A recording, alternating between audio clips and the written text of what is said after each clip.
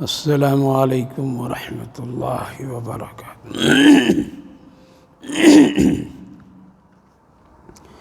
اعوذ باللہ من الشیطان الرجیم، بسم اللہ الرحمن الرحیم۔ ما كان للنبي والذين آمنوا أن يستغفروا للمشركين ولو كانوا أولي قربى من بعد ما تبين لهم أنهم أصحاب الجحيم وما كان استغفار إبراهيم لأبيه إلا عن موعدة وعدها إياه فلما تبين له أنه عدو لله تبرأ منه إن إبراهيم لأواه حليم وما كان الله ليضل قوما بعد إذ هداهم حتى يبين لهم ما يتقون إن الله بكل شيء عليم إن الله له ملك السماوات والأرض يحيي ويميت وما لكم من دون الله من ولي ولا نصير صدق الله العظيم۔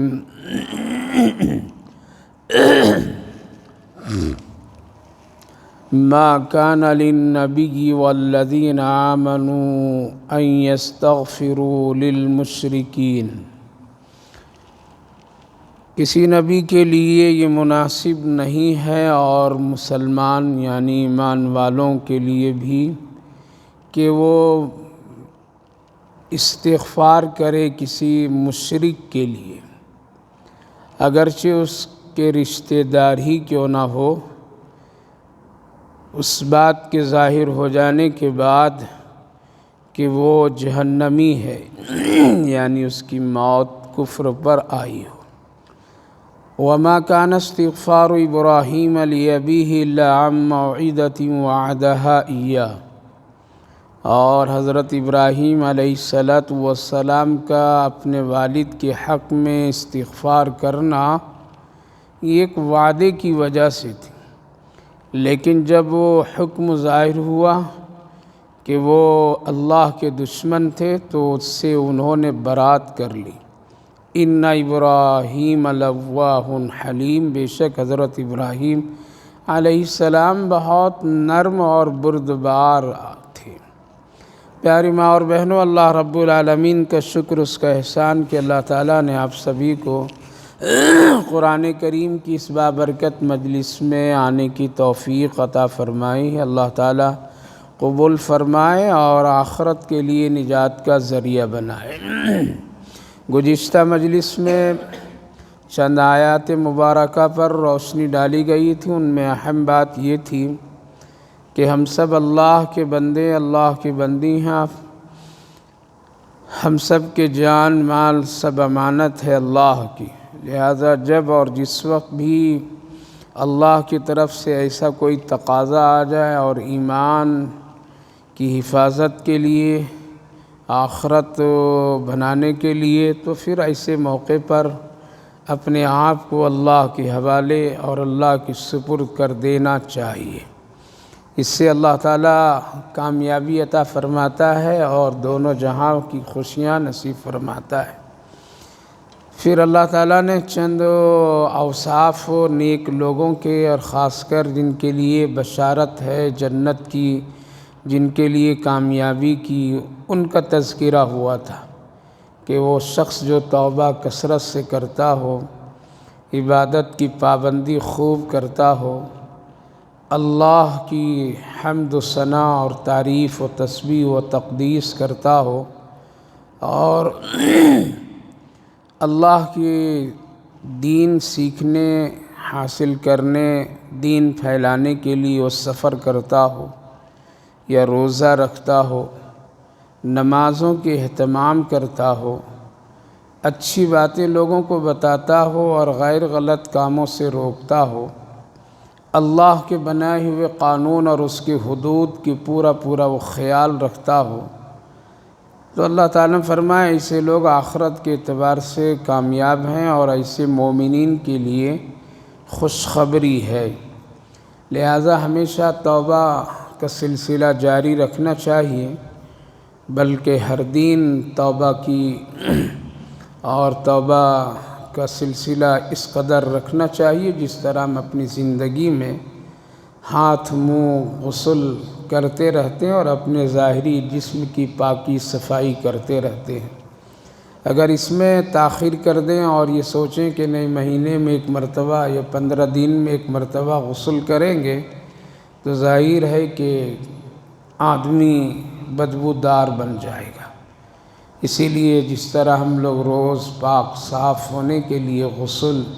وضو، ہاتھ منہ کا دھونا کرتے رہتے ہیں، گھر بار کی صاف صفائی روز کراتے رہتے ہیں، اسی طرح سے ہم لوگ گنہگار ہیں، خطا کار ہیں، روز کسی نہ کسی طرح سے گناہ ہو ہی جاتا ہے، اور انسان کو اللہ نے ایسا ہی بنایا ہے، تو اس کی صاف صفائی کرتے رہنا چاہیے، اس کو سنبھال کر کے نہیں رکھنا چاہیے کہ نہیں جب رمضان آئے گا تب توبہ کریں گے اور پھر گناہ سے پاک ہوں گے، یا ذرا فرصت کے وقت ہو جائے تو کریں گے، حج میں جائیں گے تو کریں گے، نہیں روز یہ کام کرنا چاہیے۔ اور جو اوصاف اللہ تعالیٰ نے کامیابی کی اور بشارت کی بتائی اس پر عمل کرنا چاہیے۔ اس وقت جو آیت کریمہ پڑھا ہوں اس میں ایک اہم مسئلے کی طرف اللہ نے توجہ دلائی، اور ساتھ ساتھ یہ آیت کریمہ خاص موقع پر نازل ہوئی۔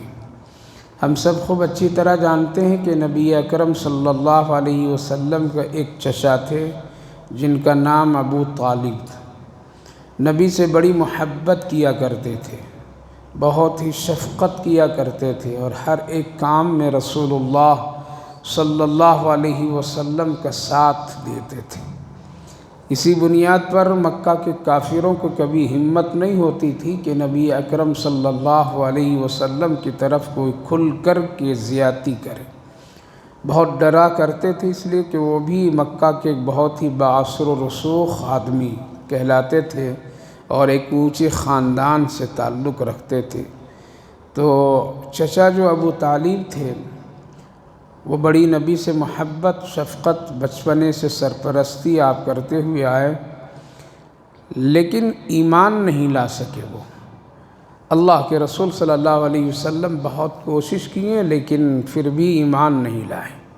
یہاں تک کہ جب وہ ان کی موت کا وقت بالکل قریب آیا اور جہاں ان کو رکھا گیا تھا وہ جگہ بڑی تنگ اور چھوٹی جگہ تھی، تو ابو جہل نے بہت ہی چالاکی اور بہت ہی ہوشیاری سے لوگوں کو بار بار وہاں باری باری بیٹھا دیتا تھا تاکہ اس جگہ پر محمد صلی اللہ علیہ وسلم آ نہیں سکے اور کوئی آخری وقت میں آ کے کلمہ نہیں پڑھا دے ان کو۔ اسی لیے لوگ آ کر کے اس پوری جگہ کو کور کر کے رکھتے تھے، اگر ایک آدمی وہاں سے اٹھتا تھا تو دوسرا وہاں بیٹھتا تھا، تو نبی اکرم صلی اللہ علیہ وسلم کو آنے کی جگہ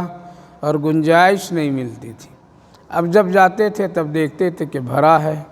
آپ کہتے بھی تھے تو لوگ اٹھتے نہیں تھے، اس لیے کہ ان کا مقصد ہی یہی تھا کہ یہاں محمد صلی اللہ علیہ وسلم آ کر کے ابو طالب سے بات نہیں کر سکے، لہٰذا بہت پریشان نبی اکرم صلی اللہ علیہ وسلم چکر کاٹتے تھے، بار بار جاتے تھے، بار بار دیکھتے تھے، تھوڑا سا موقع مل جائے، لیکن نہیں موقع مل پاتا تھا اور لوگ موقع دیتے نہیں تھے۔ لیکن ایک مرتبہ آخری میں کوشش کی اور کوشش کر کے پہنچ گئے کسی طرح سے، اور کان میں جا کر کے کہنے لگے، چچا آپ زور سے نہیں تو کم سے کم آہستہ میرے کان میں آپ کلمہ پڑھ لیجئے، میں بخشش و مغفرت کرا لوں گا، اللہ سے آپ کی حق میں دعا کر لوں گا، آپ ایمان والے ہو جائیں گے، جہنم سے نجات ملے گی اور جنت آپ کے لیے ہو جائے گا، آپ آہستہ پڑھ لیجئے، میرے کان میں پڑھ لیجئے، میں گواہی دے دوں گا گویا کہ اگر آپ کو ان لوگوں سے مطلب ڈر ہے کہ یہ لوگ کیا کہیں گے تو آہستہ پڑھیے، کسی کو معلوم نہیں سوائے اللہ کو اور مجھے۔ لیکن اس قدر وہ لوگ کفار و مشرکین جو تھے، ابو جہل، عتبہ بن شیبہ، امیہ بن خلف، یہ سب لوگ وہاں باری باری لوگ نگرانی کر رہے تھے۔ جب دیکھا ابو جہل تو فوراً آیا وہ، اور آ کر کے وہ بھی بازو میں کھڑا ہو گیا، اور نبی اکرم صلی اللہ علیہ وسلم کی یہ ادا اور یہ باتیں وہ بہت ہی غور سے سن رہا تھا، اور کہنے لگا کیا آخر میں ابو طالب مکہ کے یہ سردار، ہمارا یہ سردار بے دین ہو جائے گا، باپ داداؤں کو دین چھوڑ دے گا، کلمہ پڑھ لے گا، لوگ کیا وہ اپنی طرف سے بہت ساری باتیں بولنے لگا، جو وہ باتیں ان کی کان میں پہنچنے لگی۔ لہٰذا نبی اکرم صلی اللہ علیہ وسلم کی بار بار کوشش، آخر میں ابو طالب یہ کہنے لگے کہ بھتیجا چھوڑ دو مجھے، میں اپنے باپ اپنے دادا کے دین ہی پر مرنا چاہتا ہوں، اور یہ کہہ کر کے اس کی موت ہو گئی، اور وہ ان کی موت ہونے پر مکہ والے جو تھے وہ خوشی منائے، نبی اکرم صلی اللہ علیہ وسلم کو بڑا صدمہ اور افسوس ہوا۔ اس بنیاد پر آپ اس وقت میں کہنے لگیں ٹھیک ہے، دوسرا ایک حق ہے مجھے، آپ کی تو موت کفر پر ہوئی، لیکن مجھے حق ہے کہ آپ کے حق میں زندگی بھر استغفار یعنی مغفرت بخشش کی دعا اللہ سے میں کرتا رہوں گا۔ نبی اکرم صلی اللہ علیہ وسلم پر احسانات تھے، اس بنیاد پر آپ چاہتے تھے کہ کسی طرح میرے چچا بچ جائیں جہنم کی آگ سے۔ یہ ایک ایمان والے کی ہی کوشش ہونی چاہیے، ایک ایمان والے میں ہی جذبہ ہونا چاہیے، اور ایک ماں باپ اور اپنے گھر خاندان والوں میں یہی جذبہ ہونا چاہیے، میرے بچے جہنمی نہ بنے، میرے ماں باپ جہنمی نہ بنے، میرے فلاں رشتہ دار والے لوگ جہنم کے کام نہ کریں۔ اس کے لیے محنت، شفقت، محبت، پیار اور جو بھی راستہ اس کے وہ سمجھانے کے لیے ہو وہ کرنا چاہیے۔ نبی اکرم صلی اللہ علیہ وسلم کی زندگی اور تعلیمات کا ایک حصہ ہے۔ ہم لوگ بہت جلدی بیزار ہو جاتے ہیں، سلام کلام بات چیت ساری چیزیں روک دیتے ہیں، جاؤ مرنے دو، کیا ہے، میرا کیا بگڑتا ہے، میرا کیا لینا دینا اس سے ہے، وہ جانے اللہ جانے۔ ایک مسلمان کا یہ کہنا صحیح نہیں ہے۔ ایک مسلمان پر مسلمان کا حق اور حقوق ہے، اور ان میں سے ایک پہلا جو حق اور حقوق ہے کہ اس کو اچھی بات کی، توحید کی، ایمان کی، اللہ اور اللہ کے رسول کی اطاعت و فرما برداری کی دعوت دینا، یہ حق ہے ایک مسلمان کا مسلمان پر۔ اگر کوئی اس کو ترک کرتا ہے تو سو گویا کہ اس نے ایک بہت بڑی نیکی کے کام سے اپنے آپ کو روک دیتا ہے۔ اسی لیے جتنا ممکن ہو سکے، خاص کر اپنے قریبی رشتہ داروں، خاص کر اپنے آل اولاد اور اپنے بال بچوں اور اپنے گھر والوں کو دین سکھائیے، دین بتائیے، ان کو سمجھائیے، وقتاً فوقتاً اس کے حق میں خاموشی سے دعائیں کیا کیجیے۔ اگر آپ کی بات وہ نہیں سنتا، آپ کا شوہر نہیں سنتا، آپ کے بچے نہیں سنتے ہیں، آپ کی بیٹیاں نہیں سنتی ہے، تو دعا کا راستہ اور سلسلہ کبھی بھی بند نہیں کرنا چاہیے۔ خاموشی سے اپنے آنچل کو پھیلا کر کے اللہ کے سامنے رونا چاہیے، مانگنا چاہیے، ہدایت اس کے ہاتھ میں ہے۔ اگر ایک آدمی، ایک مسلمان، ایک ماں باپ، اگر رشتہ دار اپنے رشتہ داروں کے لیے اگر اتنا بھی کام نہیں کرتا ہو تو گویا کہ ایک مسلمان کا وہ حق ادا نہیں کر پا رہا ہے، اور وہ اپنے آپ کو اللہ کی نظر اور اللہ کے رسول صلی اللہ علیہ وسلم کی نظروں میں گویا کہ ایک وہ گرا ہوا شخص سمجھا جائے گا۔ اس لیے ہر ممکن کوشش کرنی چاہیے نبی اکرم صلی اللہ علیہ وسلم کہ یہ عمل اور آپ کی یہ کوشش، آپ کی یہ فکر، آپ کا یہ تڑپنا صرف اس لیے کہ یہ میرے رشتہ دار ہیں،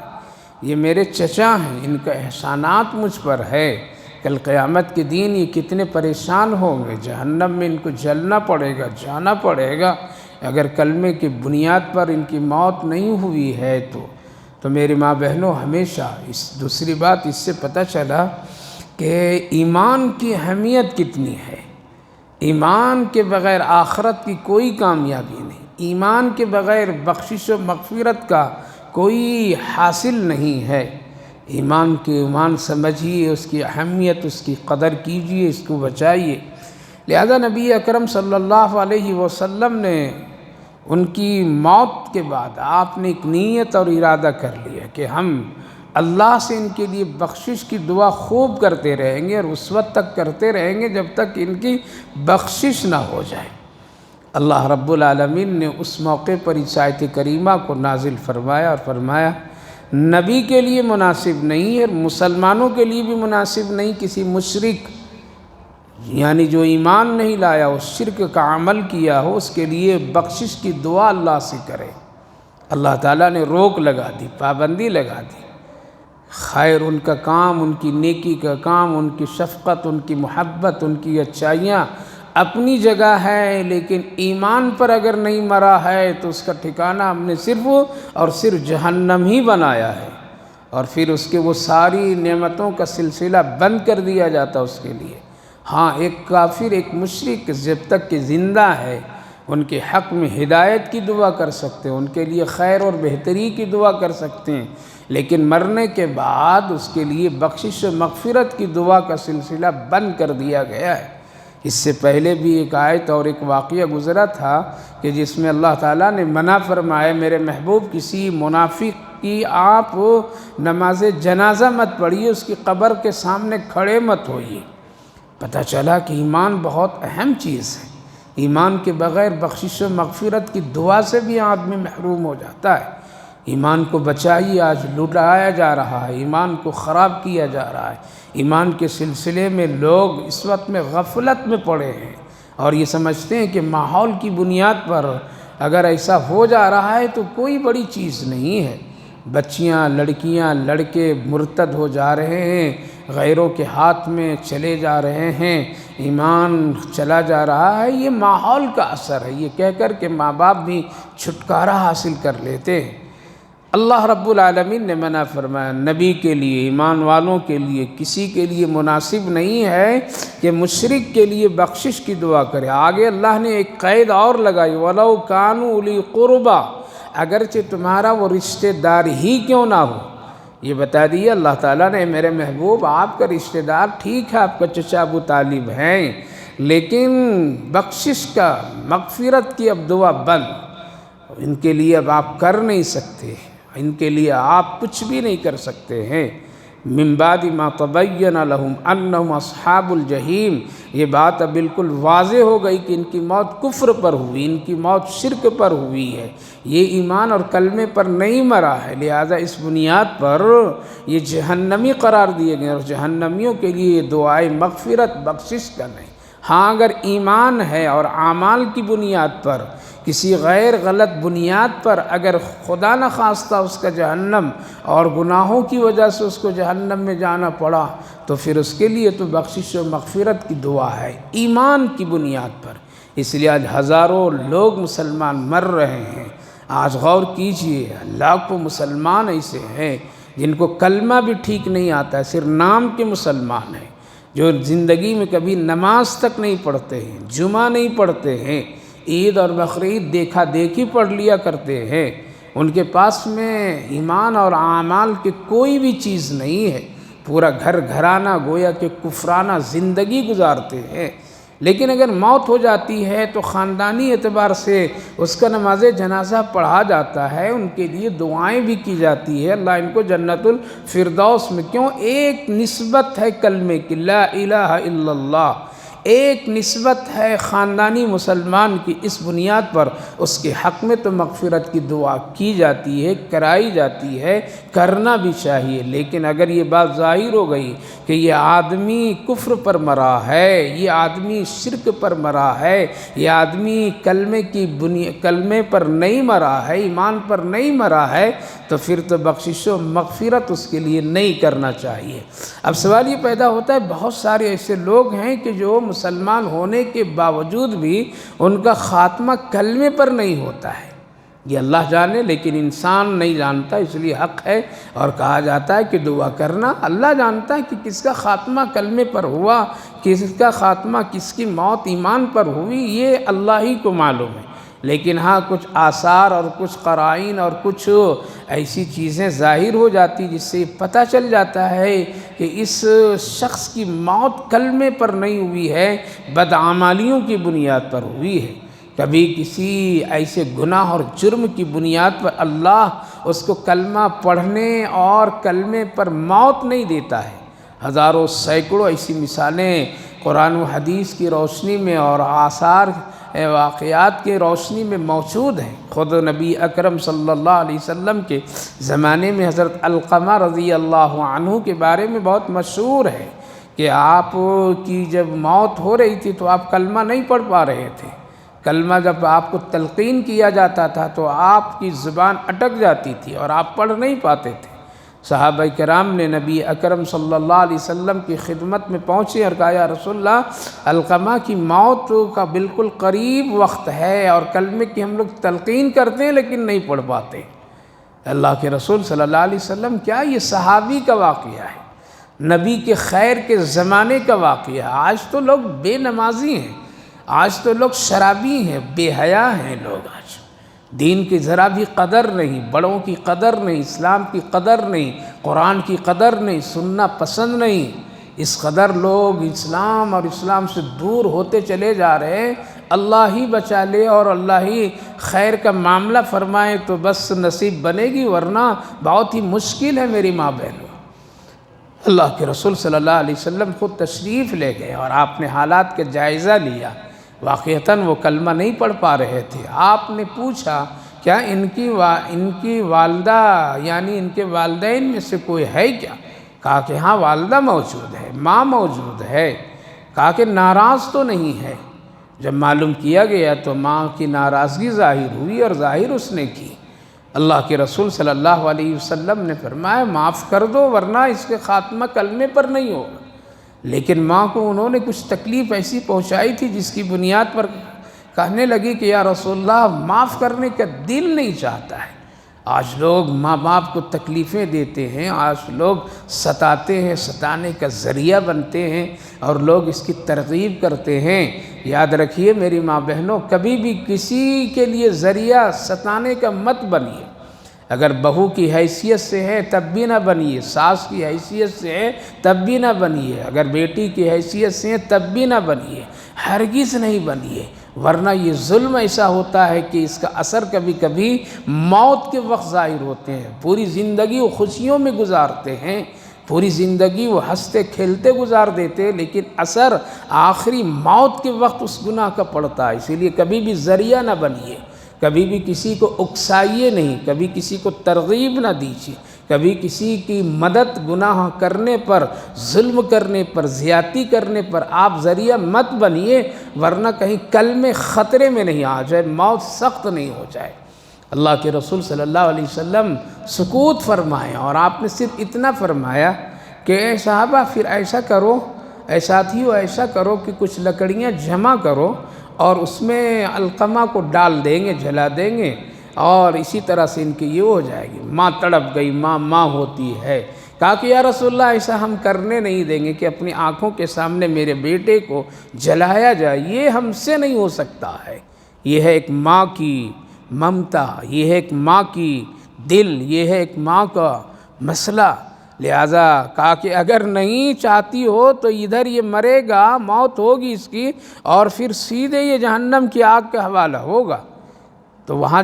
جلانا پسند کرتی ہو؟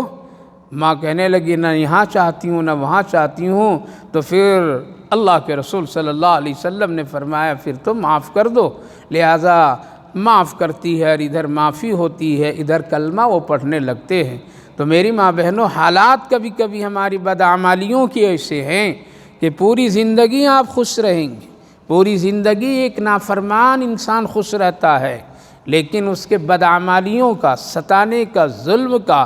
گناہ کا، شرک کا، بدعت کا، اس کے اثرات موت کے وقت ظاہر ہوتے ہیں۔ ماں باپ کا ستایا ہوا موت کے وقت میں اٹکنا ہوتا ہے، اور پھر کلمے پر خاتمہ جب نہیں ہوتا ہے تو پوری منزل، قبر کی منزل، آخرت، حشر، ساری تکلیفوں میں آ جاتی ہے۔ اسی لیے ہمیشہ آدمی کو خشوع اور نیکی کے کام کی طرف ترغیب،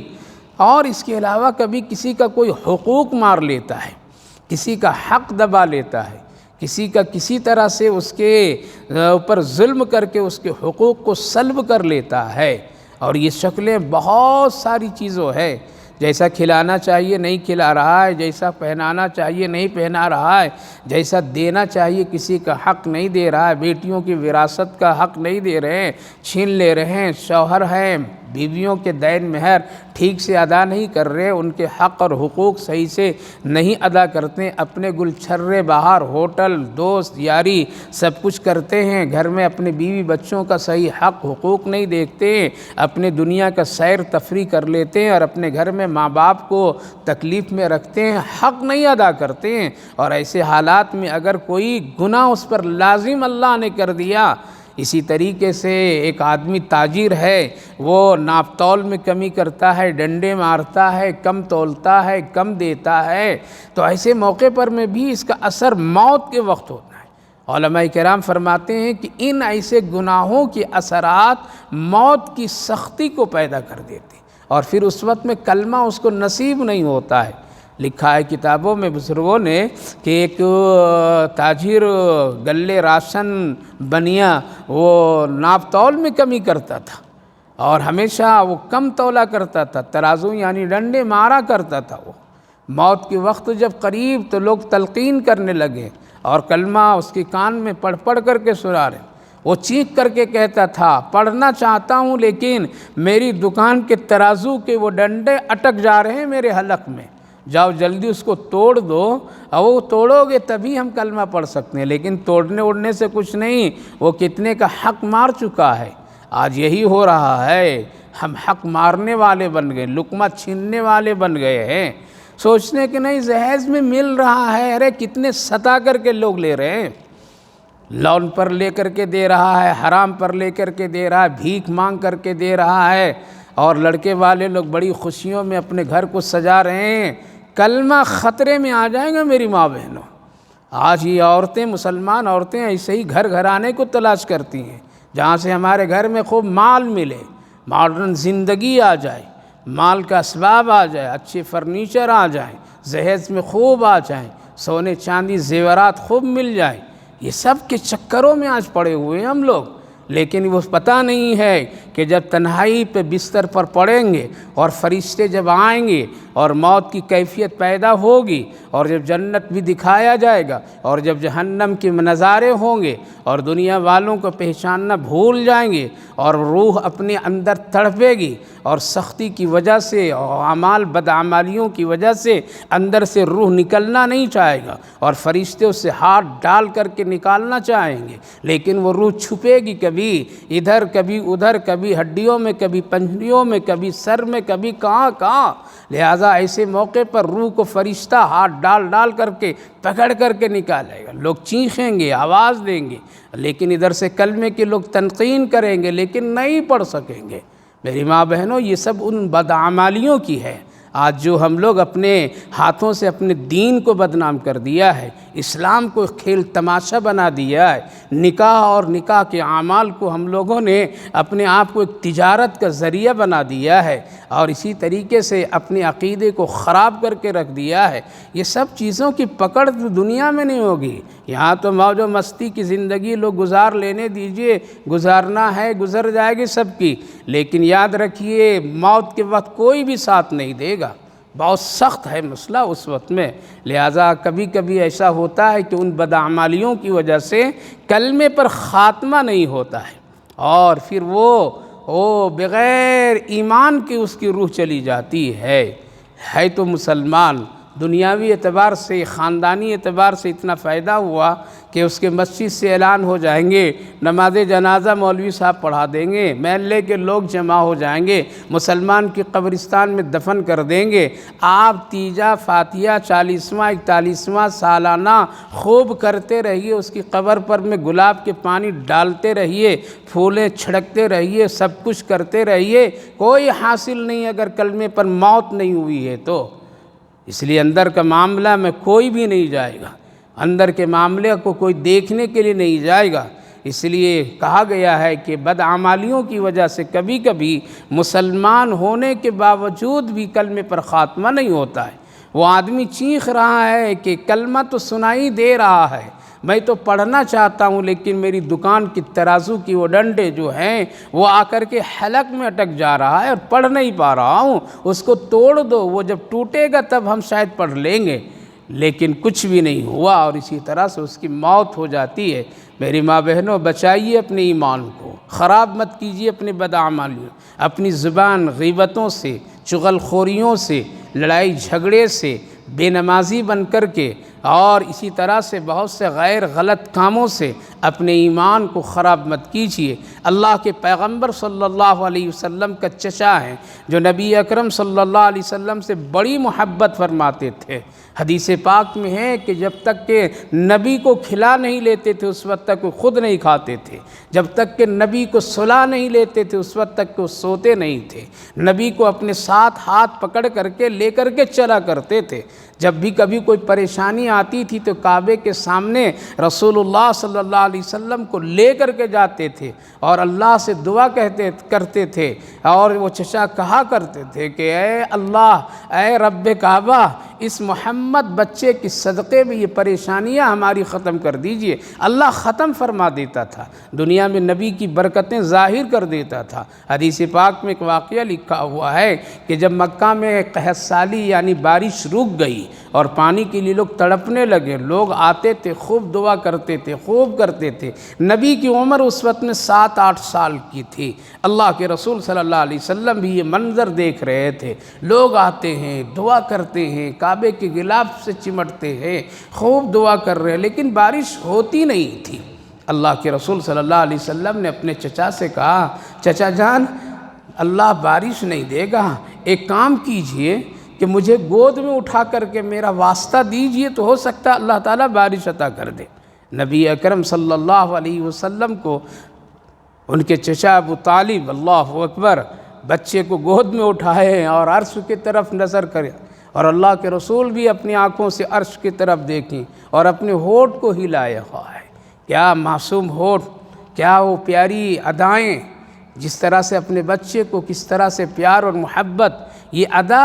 ابو طالب کرتے ہیں، اور کہتے ہیں اے عرش والا، اس کعبے کا گھر کا مالک، اس بچے محمد کے صدقے میں مکہ والوں کو پانی دے دیجیے۔ قسم خدا کی، حدیث پاک میں ہے نبی اکرم صلی اللہ علیہ وسلم بھی اپنی ہلکی سی ہونٹ کو حرکت دیتے ہیں، اور ابھی وہ گود سے اتارے نہیں گئے تھے کہ بارش ہونا شروع ہو جاتی ہے۔ میرے ماں بہنوں، نبی اکرم صلی اللہ علیہ وسلم سے اس قدر محبت کرنے والا شخص، اس قدر نبی کا خیال رکھنے والا شخص، اس قدر نبی کے لیے ڈھال، دشمنوں سے بچانے، دشمنوں سے مقابلہ کرنے والا شخص نبی کے سلسلے میں، لیکن ان کی موت کلمے پر نہیں ہوتی ہے تو اللہ منع کر دیتا ہے، میرے محبوب آپ کی یہ رشتہ دار ہیں، ضرور ہیں، لیکن اب موت ان کی کلمے ایمان پر نہیں ہوئی ہے، اب ان کے حق میں آپ بخشش و مغفرت کی دعا مت کیجیے۔ پتہ یہ چلا کہ اگر کلمے پر موت اگر کسی مسلمان مرد عورت کی نہ ہو اور پھر ان کے حق میں روزانہ 40واں کرتے رہیے، فاتحہ پڑھتے رہیے، جمعہ چٹھی کاغذ پر لکھ کر کے امام صاحب سے بخشش و مغفرت جنت کی دعائیں کراتے رہیے، اور کسی کعبے کو چکر طواف کرنے والے سے دعا کرائیے، کچھ بھی کرائیے، اس کی حق میں وہ دعا نہیں لگے گی۔ اس لیے جب نبی کی دعا ابو طالب کے حق میں نہیں لگ رہی ہے اور اللہ منع کر دیا تو ہم اور آپ ہیں کہاں کے؟ ایمان بچائیے، ایمان لٹ رہا ہے، لٹنے والے لوگ چکر کاٹ رہے ہیں، اور ہم لوگ بھی دوڑ کر کے جا رہے ہیں، بچوں کو اسی کے طرف دوڑ کر کے بھیجوا رہے ہیں، اسی کی پوری تیاری کروا رہے ہیں، فکر ذرا بھی نہیں، احساس ذرا بھی نہیں، ذرا بھی ایک دوسرے کا خیال نہیں کیا ہو رہا ہے۔ لہذا اللہ تعالیٰ نے بڑی سختی سے منع فرماتے ہوئے فرمایا، اور اس آیت کریمہ کو نازل فرمایا، نہ نبی کے لیے گنجائش ہے، نہ کسی مسلمان کے لیے گنجائش ہے کہ کسی مشرک کے لیے بخشش مغفرت کی دعا کرے، اگرچہ وہ رشتہ دار ہی کیوں نہ ہو۔ رشتہ دار میں سب آ جاتے ہیں، ماں باپ بھی آ جاتے ہیں، رشتہ دار دور قریب سب آ جاتے ہیں، سب آ جائیں گے، بیوی بچے سب آ جائیں گے، اولی قربا کی مطلب اپنے خاص قریبی رشتہ دار ہو۔ من بعد ما تبین لہم انہم اصحاب الجحیم۔ یہاں ایک سوال ہوا اور اللہ نے خود اس سوال کا جواب بھی دیا۔ سوال یہ ہے کہ قرآن کریم میں جگہ جگہ ایک پیغمبر کی دعا اپنے باپ کے حق میں ثابت ہے، یعنی حضرت ابراہیم علیہ السلام ان کے والد جو بت پرست تھے آزر، وہ بتوں کو بیچتے تھے، بتوں کی عبادت کرتے تھے، بتوں کی سلسلے میں وہ بہت کوشش کرتے تھے، بڑے تاجر تھے، وہ بت فروش کہتے ہیں۔ لہٰذا ان کے حق میں حضرت ابراہیم علیہ السلام برابر دعا کرتے تھے، خوب دعا کرتے تھے، اور انہوں نے وعدہ کیا تھا ایک موقع پر، قرآن کریم کے سورہ مریم میں ان کے پورے حال اور احوال مذکور ہے، اور پوری کیفیت کو اللہ نے وہاں بیان کیا، جس میں انہوں نے وعدہ کیا تھا، اے میرے والد اگر آپ ایمان نہیں لائیں گے تو ہم آپ کے لیے، اور آپ ہماری بات نہیں مانیں گے پھر بھی میں آپ کے حق میں کیا کریں گے؟ دعا کریں گے، اگر آپ دنیا سے چلے جائیں گے تب بھی میں آپ کے لیے استغفار کرتا رہوں گا، اور اللہ سے آپ کے لیے بخشش مانگتا رہوں گا۔ یہ ایک بیٹے کا حق ہے، ایک بیٹے کے لیے خیر خواہی اسی میں ہے کہ اپنے ماں باپ کے حق میں خوب دعا کرے، اگر ایمان والا ہے تو لگے گا ایمان۔ اسی لیے نبی اکرم صلی اللہ علیہ وسلم نے کثرت سے فرمایا کہ اپنے والدین کے حق میں دعا کیا کرو۔ ہمارے بزرگوں میں ایک بزرگ گزرے ہیں، کہتے ہیں کہ میرے پاس ایک شخص آیا، اور ان کے پاس جو لوگ بھی پہلے جاتے تھے تو جانے کے بعد میں اگر کوئی مشکلات اور کوئی پریشانی سناتے تھے تو سب سے پہلا سوال وہ پوچھتے تھے، کیا تمہارے والدین زندہ ہیں یا دنیا سے چلے گئے؟ کیا تم اپنے والدین کو ناراض کر کے تو نہیں ہو؟ اگر جواب کہیں وہ ہاں میں تو فرماتے تھے پہلے اپنے والدین کو راضی کر لو، اللہ تیرے لیے سب پریشانیاں دور کر دے گا۔ نبی اکرم صلی اللہ علیہ وسلم کی خدمت میں خود ہی ایک نوجوان صحابی حاضر خدمت ہوں، یا رسول اللہ روزی کی تنگی ہے، بڑی پریشانی ہے، دل بے قرار اور بے چین ہو جاتا ہے، اللہ کے رسول کو دعا فرما دیجئے، کوئی عمل دیجئے جس کی وجہ سے ہماری یہ تنگی ختم ہو جائے۔ آپ صلی اللہ علیہ وسلم نے ارشاد فرمایا، جاؤ تم اپنے ماں باپ کے حق میں مغفرت کی دعا ہر وقت کیا کرو، یعنی ہر دعا میں ان کو شامل کرو، اللہ تیری روزی کی برکت کی دعا دروازے کھول دیں گے۔ آج نوجوان کہاں سمجھتے ہیں؟ آج چند کتابیں اسکولوں کالجوں میں یہ لڑکے لڑکیاں پڑھ کر کے ماں باپ کو کہتے ہیں آپ کیا جانتے ہیں، آپ کیا پڑھے ہیں، زمانہ کہاں جا رہا ہے۔ اس طرح بیہودہ بات کرنے والے آج کی اولاد، اس میں جہاں وہ قصوروار ہیں اس سے زیادہ ماں باپ بھی قصوروار ہیں۔ لہٰذا ماں باپ کے حق میں دعائیں مغفرت کرتے رہنا چاہیے۔ ہمارے حضرت فرماتے ہیں کہ اللہ اکبر، اگر تمہاری دعا قبول نہیں ہوتی تو اپنی دعا میں ماں باپ کی دعا کرنا شامل کر لو، اللہ رب العالمین تمہاری دعا کو قبول فرما لے گا۔ لہٰذا ایسے حالات میں حضرت ابراہیم علیہ نبینا علیہ الصلوۃ والسلام وعدہ کیے تھے اپنے والد سے کہ آپ کے حق میں ہم جب تک زندہ رہیں گے تب بھی دعا کریں گے، اور آپ اگر دنیا چلے گئے تب بھی آپ کے لیے بخشش و مغفرت کی دعا کریں گے۔ تو یہ سوال تھا، اور لوگ پھر کہنے لگے، پوچھنے لگے کہ اگر ابو طالب کے لیے بخشش و مغفرت کی دعا اللہ نے روک دیے اور نبی کو روک دیے تو پھر حضرت ابراہیم کیوں دعا؟ اللہ تعالیٰ نے اسے خود ہی جواب دیا، وَمَا كَانَ اسْتِغْفَارُ إِبْرَاهِيمَ لِأَبِيهِ إِلَّا عَن مَّوْعِدَةٍ وَعَدَهَا إِيَّاهُ، یعنی حضرت ابراہیم علیہ السلام نے جو مغفرت کی دعا اپنے والد کے لیے کر رہے تھے وہ ایک وعدے کی مطابق کر رہے تھے، اس وقت تک کہ اللہ منع نہیں کیا تھا، لیکن جب یہ بات ظاہر ہو گئی اور اللہ نے جب منع کر دیا تو حضرت ابراہیم علیہ السلام بھی برات کیے کہ اب تک کہ جو کیا، لیکن اب اس کے بعد ہم کبھی بھی اپنے والد کے حق میں اب مغفرت کی دعا نہیں کریں گے۔ فَلَمَّا تَبَيَّنَ لَهُ أَنَّهُ عَدُوٌّ لِلَّهِ تَبَرَّأَ مِنْهُ، اللہ تعالیٰ خود فرماتے جب یہ بات ظاہر ہو گئی کہ یہ اللہ کے دشمن بن کر کے مرے ہیں، یہ دشمن تھے اللہ کے، لہذا حضرت ابراہیم علیہ السلام برات کیے، تبرأ منہ، برات کیے، ان ابراہیم لأواہ حلیم، بے شک حضرت ابراہیم علیہ السلام بہت نرم دل کے تھے، بردبار تھے، برداشت کرنے والے تھے۔ لہذا میرے ماں بہنوں پتہ یہ چلا کہ آدمی کا خاتمہ اگر کلمے پر نہیں ہے تو دنیا والے کتنی بھی دعائیں کر دیں، کتنے بھی ان کے قبر پر بڑے سے بڑے قیمتی ماربل لگا دیں، پھر بھی ان کی بخشش و مغفرت اور بڑوں کی دعائیں ان کو نہیں پہنچے گی اور کوئی فائدہ نہیں ہوگا۔ اس لیے کلمہ کو بچائیے، ایمان کو بچائیے، لٹنے مت دیجیے، خراب مت کیجیے، نہ اور بدعمالیوں سے اس کو کمزور مت کیجیے، قرآن پڑھیے، نماز کی پابندی کیجیے، حلال کو حلال جانیے، شریعت کے پابند بنیے، پردہ اور حیا کا خوب خیال کیجیے، اپنی زبان اور اپنی تمام وہ گناہوں کے راستے سے بالکل اپنے آپ کو بچائیے، ورنہ کوئی کام نہیں دے گا اور کسی کی دعائیں بھی پھر نہیں لگے گی اگر خاتمہ ایمان پر نہیں ہوا۔ لہذا ان دونوں آیت کریمہ سے یہ پتہ چلا کہ اپنے رشتہ دار ہی کیوں نہ ہو، اپنا قریبی آدمی کیوں نہ ہو، پھر بھی اگر اس کے پاس ایمان کی دولت نہیں ہے تو اللہ کی نظر میں اس کی کوئی قدر و قیمت نہیں ہے۔ اس لیے ایمان سب سے بڑی قیمتی دولت ہے، سب سے بڑی قیمتی نعمت ہے، اس کی حفاظت کیجئے، اپنے بچوں میں ایمان اور اس کی تمام پہلو کے پر فکر کیجئے، اس لیے کہ آج کے حالات میں ہمارے بچوں کا جو حال ہے وہ زیادہ تر ان کا وقت غیروں کے ساتھ گزر رہا ہے۔ ایسے ان کے استاد ہوتے ہیں جن کو آخرت کی کوئی عطا پتہ نہیں، ان کو کلمے کی کوئی خبر نہیں، ان کو پاکی ناپاکی تک کے کوئی خبر نہیں، غیر لوگ ان کو پڑھا رہے ہیں، غیر لوگ ان کو تربیت دے رہے ہیں۔ ایسی عورتیں ہماری بچیوں کو تعلیم دے رہی ہے جن کے پاس خود حیا اور پردے کی کوئی چیز نہیں ہے، جن کے پاس میں ایمان ہی نہیں ہے، جن کے پاس میں کوئی اچھے اعمال نہیں ہے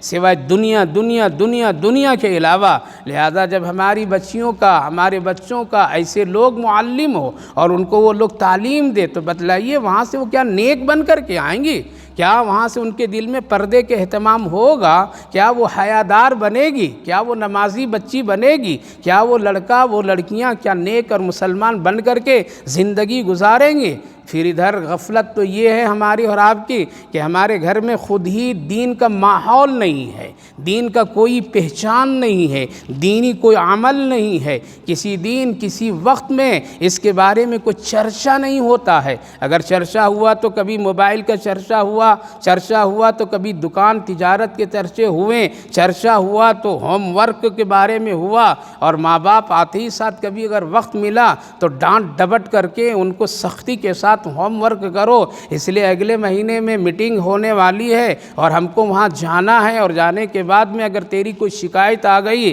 نمبر تیرا کم آ گیا، ہماری ناک کٹ جائے گی، شرمندگی ہوگی۔ آج ماں باپ کو یہ فکر لاحق ہے اور اس کی طرف بہت فکر مند ہیں، ٹیوشن لگاؤ، یہ لگاؤ، وہ لگاؤ، یہ لاؤ، وہ بناؤ، یہ سنوارو، یہ کرو، تاکہ ہمارا بچہ، ہماری بیٹی، ہمارا بیٹا اسکول میں ایک اچھا نام ہو، اور ہم جب پریس میٹنگ میں جائیں اور جب ہماری وہاں حاضری ہو تو ان کے نمبر کی وجہ سے ہماری عزت ہو۔ اگر نمبر کم آ گیا تو ہماری ناک کٹ جائے گی سب کے سامنے، مرنے کے بعد میدان محشر میں ناک کٹے گی، وہ فکر نہیں ہے۔ آج مسلمان ماں باپ کو یہ فکر نہیں ہے کہ قبر میں سب سے پہلے جو عذاب شروع ہوتا ہے، اور کیڑے جب شروع ہوتے ہیں تو ناک میں پہلے لگتا ہے، کیڑے وہیں سے شروع ہوتے ہیں۔ اس لیے آدمی ناک کی بنیاد پر میں آج یہاں گناہ کرتا ہے، ناک کٹ جائے گی اگر اچھی شادی نہیں کیے، ناک کٹ جائے گی اچھا ولیمہ نہیں کیا، ناک کٹ جائے گی اگر ہم نے پردہ کر کے چلا گیا، یہ کیا تو یہ ہو گیا۔ یہ سوچ، یہ فکر ہے ایک مسلمان۔ لہذا بچے اس لیے بگڑ رہے ہیں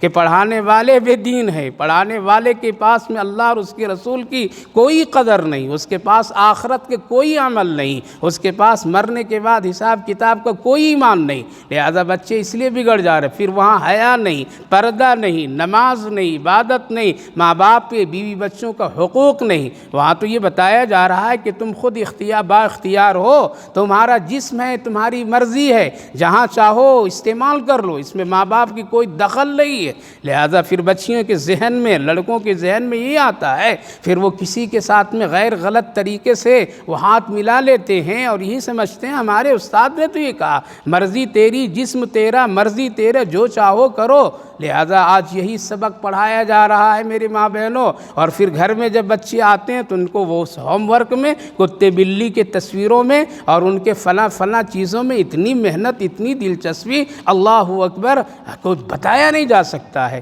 کبھی ہفتے مہینے میں ماں باپ بیٹھ کر کے اپنے بچوں کے سامنے جنت اور جہنم کے تذکرے نہیں کرتے، کبھی اپنے ولیوں کا تذکرہ نہیں کرتے، کبھی نیک خاتونوں کے تذکرہ نہیں کرتے، کبھی اپنے اللہ اور اس کے رسول کی باتیں نہیں سناتے، ان کا سبق خود نہیں سنتے، کبھی ان کی نماز کی طرف توجہ نہیں دیتے۔ بگڑیں گے نہیں تو کیا ہوں گے، اور پھر کیوں نہیں اس طرح کے حالات پیدا ہوں گے؟ اس لیے اپنے گھر میں ہفتے میں کئی دنوں میں ایک مرتبہ بیٹھا کیجئے اور یہی پروگرام بنائیے، پھر ہفتے مہینے میں کبھی ایک ٹائم 1 گھنٹہ کا گھر میں مقرر کیجئے کہ آج ہم لوگ بیٹھ کر کے تھوڑا سا قرآن کا ذکر کریں گے، قرآن پر کوئی ڈسکس کریں گے، قرآن کی کوئی بات کریں گے۔ آج ہم لوگ اس مہینے میں بیٹھ کر کے 1 گھنٹہ پیارے نبی صلی اللہ علیہ وسلم کی شان مبارک میں درود شریف کا نذرانہ سب لوگ مل کر کے پیش کریں گے۔ ہے گھر میں ایسا؟ ذرا ٹی وی کے اگر کیبل میں فرق آ جائے، بچے بڑے بوڑھے سب بے چین ہو جاتے ہیں۔ یہ ایمان کا حال ہے ہمارا اور آپ کا۔ اگر موبائل میں ریچارج کرنا اگر ایک ماں باپ نہ دے تو بچے تلملا جاتے ہیں، ماں باپ بھی اگر نہ ہو تو وہ بھی پریشان ہو جاتے ہیں۔ ماں باپ نے موبائل کے بچوں کو اس لیے حوالے کر دیتے ہیں تاکہ وہ اس میں لگا رہے، تاکہ ہم بھی سکون سے اپنا کام کر لیں اور اپنے معاملہ اور اپنے پروگرام دیکھ لیں۔ لہذا ایمان نکل رہا ہے، دین نکل رہا ہے، گھر میں دین کا کوئی پہچان ہی نہیں ہے۔ اگر یہ طغرا الرحمن کا، آیت الکرسی کا، سورہ فاتحہ کا، قل اعوذ برب الناس، فلق کا، یہ سب کا اللہ محمد کے طغرے بازار میں نہیں بکتے اور مسلمان لا کر کے اپنے گھر کے دروازے پر نہیں لگاتے، قسم خدا کی شکلاً پہچان میں نہیں آتا کہ مسلمان کا گھر ہے یا کسی کافر یہودی کا گھر ہے۔ اس لیے گھر کے اندر کے جو ماحول ہے، لباس دیکھیے تو ننگا پن، لباس دیکھیے تو بے حیائی کے لباسیں، سوچتے ہیں گھر میرا ہے، میرا جسم، میری مرضی، یہاں کون؟ وہاں بھی اللہ ہے، وہاں بھی اللہ کے فرشتے ہیں، وہاں بھی حیا ہے۔ لہذا وہاں تو شکل دیکھو تو ایسا کہ کوئی نہیں لگتا ہے، نہ عورت نہ مرد۔ اگر یہ برقعے کی کیفیت نہ دیا ہوتا اسلام، اور اسلام میں حیا اور یہ پردہ، سڑک پر مسلمان عورت چلنے والی پہچان میں نہیں آتی۔ اگر یہ داڑھی اور ٹوپی اور یہ لباس اسلامی نہ ہوتے تو کوئی مسلمان مرد پہچان میں نہیں آتا۔ سینکڑوں ایسے لوگ ہیں، آج ہزاروں لاکھوں کی تعداد میں آپ اپنے بچے کو گھر سے نکالیے اور ایک نکلیں وہ اپنی بچیاں نکلیں، دیکھیے ان کو باہر والے پہچان نہیں پائیں گے، مسلمان کے بچے نکل رہے ہیں یا مسلمان کی بچی نکل رہی، یہ جینس، یہ پینٹ، یہ سر کے بال الٹے سیدھے کٹنگ کر کے یہودیوں کی طرح بچے آتے ہیں، ماں باپ خاموشی سے مسکرا کر کے دیکھ کر کے صبر کر کے بیٹھتے، کوئی ٹوکنے والا نہیں، اور اپنے 10 سال 8 سال کی بچیوں کو جینس اور پینٹ پہنا کر کے اس کو بے حیائی کی طرف دھکیلنے والی یہ ماں باپ اور یہ بہنیں اور یہ گھر والے لوگ ہوتے ہیں۔ لہٰذا اگر آج نہیں بچائیں گے میری ماں بہنوں تو موت کے وقت میں کلمہ بڑے خطرے میں آئے گا، اس لیے کہ اتنی محنت کرنے والے ابو طالب، نبی کو دیکھنے والا شخص، نبی کو اپنے ہاتھ سے کھلانے والا شخص، نبی پر شفقت کے ہاتھ رکھنے والا شخص، نبی کے خلاف دشمنوں سے لڑنے والا شخص، لیکن اگر کلمے پر اس کی موت نہیں ہوتی ہے تو پھر اللہ بھی ناراض ہو کر کہتا ہے میرے نبی آپ کو حق نہیں ہے کہ ان کے حق میں آپ بخشش و مغفرت کی دعا کریں۔ لہذا ڈریے۔ حضرت ابراہیم علیہ نبینا علیہ السلام کو جب اللہ نے منع کر دیا تو آپ نے برات کر لی، اب کیا میرے اللہ، اب میں اپنے باپ کے حق میں کبھی مغفرت کی دعا نہیں کروں گا۔ لہذا ایمان کی حفاظت کیجیے۔ وَمَا كَانَ اللَّهُ لِيُضِلَّ قَوْمًا بَعْدَ إِذْ هَدَاهُمْ حَتَّى يُبَيِّنَ لَهُم مَّا يَتَّقُونَ۔ اللہ فرمایا کہ میں کسی کو گمراہی کے راستے پر نہیں ڈالتا ہوں، ڈالنے سے پہلے میں اس کو ہدایت کا راستہ دکھاتا ہوں۔ جب ہدایت کے راستے دکھانے کے باوجود بھی وہ نہیں آتا ہے، اس کو بلاتا ہوں نہیں آتا، اس کو بلاتا ہوں وہ نہیں آتی ہے، اس کو اذان سناتا ہوں، اس کو موت کے جنازے کے مینار سے اعلان بھی سناتا ہوں، اس کو کفن بھی دکھاتا ہوں، اس کو گھر سے میت نکلتے دکھاتا ہوں، قرآن کی آواز سناتا ہوں، حلال و حرام کی باتیں بھی سناتا ہوں، اس کو نبی کی زندگی بھی بتاتا ہوں، سب کچھ دکھا دیتا ہوں، کھول کر کے دکھاتا ہوں، قبرستان کا بھی منظر دکھاتا ہوں، بازار کی بھی منظر دکھاتا ہوں، رات میں گڑ گڑانے والی ماں بہنیں عورتوں کی بھی حالات کتابوں میں مذکور ہے وہ بھی دکھا دیتا ہوں، سب کچھ دکھاتا ہوں۔ پھر بھی اگر نہیں کوئی سدھرتا ہے، نہیں کوئی سدھرتی ہے تو اللہ فرماتا ہے پھر اس کے بعد اس کو گمراہی کے راستے پر دھکیل دیتا ہوں، چل کہاں تک چلے گا، کہاں تک آئے گا، 60 سال تک کے، 70 سال تک کے، 80 سال تک کے، 100 سال تک کے، کہاں تک جیو گے، تیرا جینا اور تیرا مرنا میرے ہاتھ میں ہے۔ پھر اللہ پکڑتا ہے اور اس گمراہی کے راستے پر چلنے والے کا تمام کام کر دیتا ہے۔ اس لیے اللہ فرمایا ما کان اللہ لیضل قوما بعد اذ ہداہم، ہم کسی قوم کو گمراہی پر نہیں لے جاتے ہیں، ہم اس کو گمراہ نہیں بناتے ہیں، اس کو ہم پکڑتے نہیں، گویا کہ اس کو ہم کبھی ہدایت اس کا چھینتے نہیں ہیں، پہلے اس کو ہدایت کا راستہ دکھاتے، ظاہر کرتے، ڈراتے ہیں، تقوی کی دولت اس کے پاس میں بھیجتے ہیں، جب نہیں تب ان اللہ بکل شیء علیم، اللہ تعالیٰ ہر چیز کو خوب اچھی طرح جاننے والا ہے۔ کیوں؟ ان اللہ لہ ملک السماوات والارض یحیی ویمیت وما لکم من دون اللہ من ولی ولا نصیر۔ سن لو بے شک اللہ تعالیٰ ہی کے لیے بادشاہت، ملک، سلطنت سب زمین و آسمان کی ہے، وہی بادشاہ ہے۔ تبارک الذی بیدہ الملک وہو علی کل شیء قدیر، بادشاہوں کا بادشاہ، ملک و سلطنت اللہ کے ہاتھ میں ہے، وہ ہر چیز پر پوری قدرت رکھنے والا۔ ان اللہ لہ ملک السماوات والارض یحیی و یمیت، تیری زندگی اور موت کس کے ہاتھ میں؟ اللہ کے ہاتھ، وہی زندہ وہی موت دینے والا ہے۔ یحیی و یمیت وما لکم، اور سن لو دنیا میں تو کوئی تھوڑی دیر کے لیے سہارا بن جائے گا، گناہوں پر تھپ تھپی دے دے گا، سر پر ہاتھ رکھ دے گا، اور اسی لیے زانی بچ رہا ہے، بدکار بچ رہا ہے، چور بچ رہا ہے، شیطانی کام کرنے والے لوگ بچ رہے ہیں۔ کیوں؟ اس کے سپورٹ میں لوگ ایسے ہی لوگ کھڑے ہیں۔ تو اللہ تعالیٰ فرمائے یہاں تو چلے گا، لیکن مرنے کے بعد تمہارا اللہ کے سوا کوئی دوست، کوئی مدد کرنے والا نہیں ہوگا۔ بھٹک جاؤ گے، پھرو گے، ہاتھ پھیلاؤ گے، ایک نیکی دو، ایک نیکی دو، ایک نیکی دو، شوہر بیوی سے مانگے گا، ایک نیکی دو، بڑا کمایا کر کے کھلایا پلایا دو، بیوی بھی انکار کرے گی، بیوی اپنے شوہر کے پاس نیکی مانگے گی، دو بڑی خدمت کی ہے میں نے تیری، بہت تکلیفیں اٹھائی، تیری خوشیاں دینے کے لیے اپنا سب کچھ لٹا دی، ایک نیکی کی ضرورت، شوہر بھی کہے گا نہ، بچے بھی نہ، باپ بھی نہ، رشتہ دار بھی نہ یوم یفر المرء من اخیہ وامہ وابیہ وصاحبتہ وبنیہ لکل امرئ منہم یومئذ شأن یغنیہ۔ پڑھیے سورہ عبس وتولی،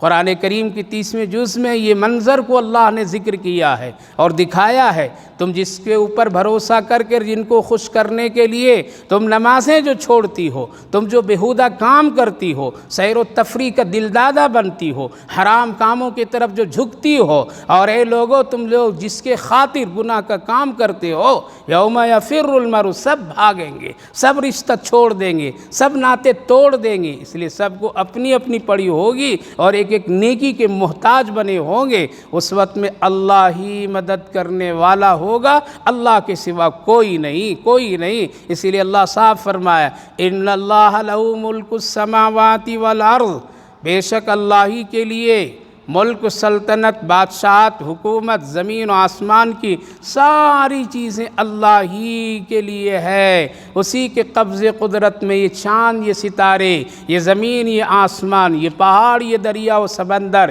یہ موسم کی تبدیلیاں، یہ رات و دن کا آنا جانا، زمین مٹی سے انواع اقسام کی چیزیں، نعمتیں، کھانے کی، پینے کی، پہننے کی، زندگی برتنے کی، سب کچھ اللہ کی قبض قدرت میں ہے۔ آج دنیا تالیاں مار رہی ہے، خوشیاں منا رہی ہے، ہم یہ کیا، وہ کیا، وہاں گیا، وہ گیا۔ ارے سب سے پہلی بات، اللہ نے تم کو انسان بنایا اور ایک دماغ دیا، اگر یہ دماغ نہیں دیتا تو کہیں بھی نہیں جا سکتا تھا۔ لہذا اللہ کو مانو پہلے، پھر کچھ کرو، تب تمہاری قدر ہے اللہ کے نزدیک۔ اس لیے اللہ کو مانیے، اللہ کی بات مانیے، اللہ کے نبی کی بات مانیے، دین کی قدر کیجیے، ایمان کی قدر کیجیے، دنیا سے زیادہ آخرت کی فکر کر لیجیے، دنیا اللہ بنا دے گا اور اللہ ہی کے قبض قدرت میں۔ خلاصہ یہ ہے میرے ماں بہنوں، ایمان کا خیال رکھیے۔ ایمان ہے تو مغفرت بھی ہے، ایمان ہے جنت ہے، ایمان ہے تو پھر موت بھی آسان ہے، ایمان ہے تو دوسروں کی دعائیں بھی لگے گی، ایمان ہے تو مغفرت و بخشش کوئی بھی کر کے دعا کر کے نجات دلا سکتا ہے، اور اگر ایمان ہی نہیں ہے تو پھر کسی کی دعا نہیں لگے گی۔ اس کے لیے ہمیشہ آدمی کو فکر کرنی چاہیے۔ دوسری بات یہ ہے، گناہ جب ہو گیا انجانے میں اور جب اللہ پھر اس کے اوپر تنبیہ کر دے تو فوراً رک جانا چاہیے، توبہ کر لینا چاہیے، برات کر لینا چاہیے، اللہ کی طرف رجوع کر لینا چاہیے۔ تیسری بات سب سے جو اہم ہے، کبھی یہ کہہ کر کے گناہ مت کیجئے کہ اللہ کے ہاتھ میں ہے، وہ گناہ بھی کراتا ہے، اور یہ ایسا نہیں، بلکہ اللہ اگر ہدایت دیتا تو ہم نماز پڑھتے، ہدایت دیتا تو یہ کرتے۔ اللہ ہدایت دیا ہے، ہدایت کے کام کو پھیلا رکھا ہے، بغیر ہدایت اور بغیر وہ منظر دکھائے اللہ کبھی کسی کو گمراہ اور پکڑتا نہیں ہے۔ اس لیے ہدایت کے راستے کھلے ہیں، یہ مسجدیں، یہ اذان، یہ قرآن، یہ دین کا کام، خدمت، یہ حلال و حرام کی باتیں، یہ علماء کی باتیں، یہ علماء کی نصیحتیں، یہ سب کیا، یہ ہدایت ہی تو ہے۔ یہ مر کر کے جانے والا، یہ سب سے بڑا ہدایت۔ اگر کبھی دنیا سمجھ میں نہیں آئے تو کسی میت کو دیکھیے، مردے کو دیکھیے، اور دنیا سمجھ میں نہیں آئے کہ دنیا آخرت ہے کیا اور دنیا کیا ہے، تو قبرستانوں کے مناظر کو دیکھیے اور پڑھیے، کیسے کیسے لوگ سو گئے ہیں، کیسے کیسے لوگ دنیا کو چھوڑ کر کے چلے گئے۔ جو لوگ چاہ رہے تھے، سمجھ رہے تھے یہ میری دنیا، میرا مال، میری ملکیت، کوئی اس پر آ نہیں سکتا، اللہ نے ایک جھٹکے میں نام کو بدل دیا، ایک جھٹکے میں سارا سسٹم کو بدل دیتا ہے۔ اس لیے میت کو دیکھنا، مردے کو دیکھنا، اس کے اعلان کا سننا، قبرستان کی طرف سے گزرنا، یہ ساری چیزیں اللہ نے ہدایت کے راستے پھیلا دیے ہیں۔ کتاب پڑھنے کی ضرورت نہیں ہے، قبرستان دیکھیے، کتاب پڑھنے کی بھی ضرورت سننے کے نہیں، کسی مردے کو دیکھیے۔ اسی لیے حضرت ابو درداء رضی اللہ عنہ سے کسی نے پوچھا تھا، ایک جنازہ مدینے کی گلیوں سے نکل کر کے لا رہے تھے لوگ، حضرت ابو درداء رضی اللہ عنہ حسرت سے دیکھ رہے تھے۔ کسی نے پوچھا، اے ابو درداء یہ کس کا جنازہ ہے؟ تو حضرت ابو درداء رضی اللہ عنہ نے کہا، یہ تیرا جنازہ ہے۔ وہ ناراض ہو گئے، میں تو زندہ ہوں، مجھے مردہ کہہ رہا ہے۔ ان کی ناراضگی پر حضرت ابو درداء رضی اللہ عنہ بڑے جلیل القدر ثابت، کہنے لگے، غصہ ہو گئے، میرا بھائی کہہ دو کہ ابو درداء کا یہ جنازہ ہے۔ ابھی اس جنازے کو دیکھ کر کے یہ مت پوچھو، بلکہ عبرت لو کہ آج یہ جا رہا ہے، کل ہم کو بھی جانا ہے۔ یہ پوچھو، آج تو تذکیرے کرتے ہیں لوگ، آج تو ابھی مردہ سے سوال بھی شروع نہیں ہوتا ہے، بریانی لوگ کھا رہے ہیں، یہ دنیا کی حقیقت، ابھی اس سے سوال و جواب بھی نہیں ہو پایا ہے، ابھی قبر پہ اس کو دفن کر کے لوگ آئے بھی نہیں ہیں، اور ادھر دیکھ پر دیکھ چڑھا ہوا ایک انسان کی سخت دلی کی علامت ہے۔ اللہ حفاظت فرمائے۔ تو ہدایت کے بغیر، دکھائے بغیر اللہ کبھی گمراہی اور ضلالت پر نہیں ڈالتا ہے۔ جب آدمی چھوڑ دیتا ہے تو اللہ چلا دیتا ہے، جاؤ رسی ڈھیل دے دیتا ہے۔ اور سب سے آخری بات ہے، اللہ ہی ہے، اللہ کے سوا کوئی نہ دنیا میں نہ آخرت میں، اسی سے دل لگائیے، اسی کی بات مانیے، اور نبی اکرم صلی اللہ علیہ وسلم سے محبت، آپ کی شان میں درود، آپ کی سنت اپنے گھروں میں زندہ کیجیے۔ اور سب سے آخری درد مندانہ اپیل جو ہے وہ یہ ہے کہ اپنے بچے بچیوں کا خاص خیال رکھیے، تعلیم کے نام پر ان کو مرتد بے ایمان مت بنائیے، ورنہ کل قیامت کے دن بہت سخت سوال و جواب ہوگا۔ اللہ آپ کو بھی، ہم سب کو بھی عمل کی توفیق نصیب فرمائے۔ اللہم صلی علی سیدنا نبینا حبیبنا مولانا محمد وبارک وسلم علیہ۔ ربنا آتنا فی الدنیا حسنۃ وفی الآخرۃ حسنۃ وقینا عذاب النار۔ اے اللہ ہم سب تیرے بندے گنہگار خطا کار ہے، اے اللہ بہت ساری نافرمانیاں اس لیے ہے کہ ہم سب نے دنیا کو اہم سمجھا اور آخرت کو بھول گیا۔ ہم سب نے اپنے نفس پرستی اور نفس کی غلامی میں جکڑ گئے ہیں اور اس کی خواہش پوری کرنے میں لگے ہوئے ہیں۔ اے اللہ اس کی وجہ سے اعمال ہم سب کے خراب ہوتے چلے جا رہے ہیں۔ اے اللہ تو اپنے فضل سے ہدایت عطا فرما، ہدایت کے راستے پر ہم سب کو چلا۔ اے اللہ گمراہی، ضلالت، بدعت، شرک سے ہم سب کی پوری پوری حفاظت فرما، رحم فرمائیے اللہ، رحم فرمائیے اللہ۔ واقعتاً ایمان بڑا کمزور ہوتا جا رہا ہے، اے اللہ تو ہی حفاظت فرما، اے اللہ تو ہی حفاظت فرما۔ ساری ماں بہنوں کے ایمان، اخلاق، اعمال کی حفاظت فرما، سب کو توفیق نصیب فرما، قرآن پڑھنا سننا عمل کی توفیق نصیب فرما۔ ہم سب کے گھروں میں دین اسلام کچھ بھی نظر نہیں آتا ہے اللہ، اے اللہ ہم سب کو گھر گھرانہ اسلام والا بنا دیجئے، ایمان والا بنا دیجئے، پیارے نبی کے سنت والی زندگی سب کو عطا فرمائیے۔ اے اللہ تو اپنے فضل سے، اپنے کرم و رحم سے ایسے اعمال کی توفیق نصیب فرمائیے جس سے آخرت سنور جائے، موت آسان ہو جائے، کلمے کی ایمان پر خاتمہ نصیب ہو جائے۔ یا ارحم الراحمین، حرام کاموں سے ہم سب کی پوری پوری حفاظت فرمائی، آپس میں الفت و محبت، دینی حمیت اور غیرت عطا فرمائیے۔ اے اللہ اس بابرکت مجلس کو قبول فرمائیے، جتنے ماں بہنیں حاضر ہوئی سب کی حاضری کو، وقت کو قبول فرمائیے، سب کی زندگیوں میں خیر، برکت، رحمت، عافیت عطا فرمائیے، سب کی روزی رزق میں برکت عطا فرمائے، سکون نصیب فرمائے، سب کو بیماریوں، بلاؤں، مصیبتوں سے حفاظت فرمائے۔ جو لوگ بیمار ہیں صحت فرمائیے، بیماروں کو اللہ شفا نصیب فرمائے، صحت مندوں کو سلامتی نصیب فرمائیے، جو لوگ دنیا سے جا چکے ہیں ان سب کی بخشش و مغفرت فرمائیے۔ ہماری ان دعاؤں کو اپنے فضل و کرم رحمتوں سے قبول فرما لیجیے۔ صلی اللہ علی النبی وعلی آلہ وسلم۔ سبحان ربک رب العزت عما یصفون وسلام علی المرسلین والحمد للہ رب العالمین۔